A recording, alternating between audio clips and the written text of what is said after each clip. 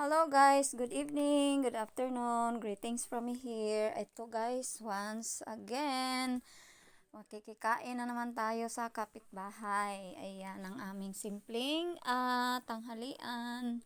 Share ko lang po ang aming lakwatsa. At dito sa time na to ay malakas ang ulan, kaya dito kami napadpad. Hanap kami ng pagkain. So dito kami nakarating.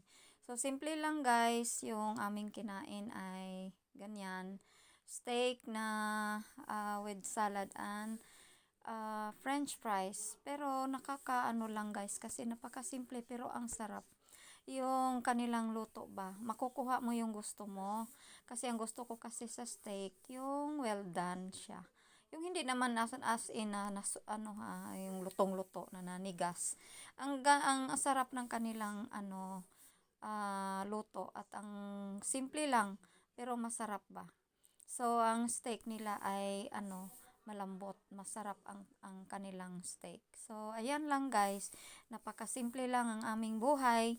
After kaming kumain dito ay umuwi na rin kami kasi may importanteng lakad lang kami ng time na ito. Maraming salamat sa inyo guys, patuloy na suporta sa simple ng aking mga video. Salamat sa mga patuloy sumisilip-silip kahit paano ay may mga tumitingin sa ating mga video. Hindi man tayo masyadong active kasi hindi tayo talaga dito pwedeng mag-focus kasi may mga responsable tayo, responsibilidad. Ayan. So, ganito lang kasimple guys ang aking mga video na ina-upload. Di ko alam kung kailan ako dito mag-focus talaga. As in na gagawin natin ito. Kaya lang sa mga panahon na ito ay ganun lamang kasimple ang ating kakain tayo guys. Kakain na naman tayo sa kapitbahay.